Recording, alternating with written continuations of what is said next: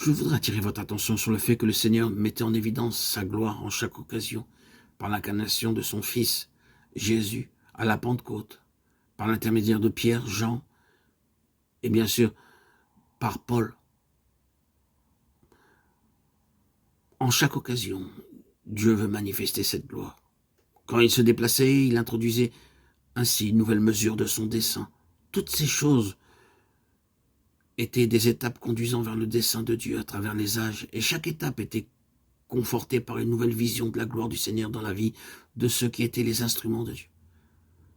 C'est pourquoi, dans le cas des prophètes, des apôtres, leur ministère était le ministère de la grandeur et de la gloire du Seigneur. C'est aussi cette vision de la gloire de Christ qui façonna le caractère et donna du sens et de la force à la présence du peuple de Dieu ici-bas dans ce monde. Tout cela avait alors une signification, car la finalité de Dieu et l'objet de Dieu, c'est la gloire, et tout ce qu'il fait est gouverné par cela. Dieu désire que tout soit conduit par sa main et pour sa gloire. Cela doit réellement prendre possession de nous, et nous devons nous l'approprier. Est-ce que vous croyez cela? Nul doute, vous le croyez comme une déclaration et une vérité objective. Peut-être le croyez-vous dans votre cœur. Mais il n'est pas toujours facile de le saisir. Parce que nous ne voyons pas toujours comment cela pourra se réaliser.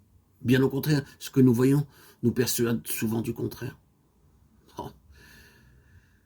Que le Seigneur nous saisisse, vous saisisse et me saisisse avec cela individuellement, et comme faisant encore avec son peuple, là où nous sommes.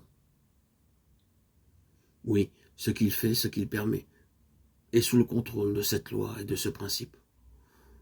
Tout doit être pour sa gloire.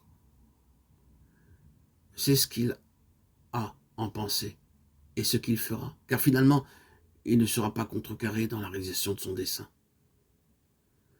Il est vrai qu'en considérant les prophéties d'Ézéchiel, nous voyons suffisamment de choses qui semblent contredire cette gloire. Mais vous ne pouvez pas ignorer le fait que cette gloire fut révélée dès les premiers chapitres. Certes, elle ne se retrouve qu'à la fin, si bien que vous devez vous frayer un chemin à travers tous ces récits de jugement et de malheur qui peuvent parfois nous lasser. Mais pour finir, vous disiez que Dieu se manifeste en prenant les choses en main. Il nous était dit que dès le commencement, tout était gouverné par la gloire. Dans tout ce qui arrive, tout ce qui doit être dit jusqu'au bout, c'est la gloire de Dieu qui gouvernera. Elle est là, comme le fondement même de tout. Nous devons bien prendre garde à cela. Quelle est la finalité de Dieu? Paul l'a vu et nous l'a transmis dans une incomparable citation. À lui soit la gloire dans l'Église et dans toutes les générations au siècle des siècles. Éphésiens 3, 21. Vous ne pouvez pas aller au-delà de cela. C'est la suprême finalité. Dans toutes les générations au siècle des siècles en Jésus-Christ. Amen. Alléluia.